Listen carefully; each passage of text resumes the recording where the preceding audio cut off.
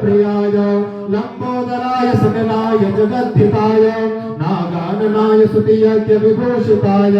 गौरीसुताय गणनाथ नमो नमस्ते भक्तार्तिनाशन पराय गणेश्वराय सर्वेश्वराय सुभदाय सुरेश्वराय विद्याधराय विकटाय नमो नमस्ते लंबोदर नमस्कृभ्यं सततं मोदको प्रिय श्री गणेश विकादिते अद्य दिवसे उद्यापन दिवसे पूजनेन पर्यन्तं नित्यां नमः हरि ओम अक्षतं गृहीत्वा ओम तत्वायामे ब्रह्मणा वन्दमान सदा साते यजमान अग्रवीरेण मानो वरुणे हपोदर सुगम समान आयो प्रमोके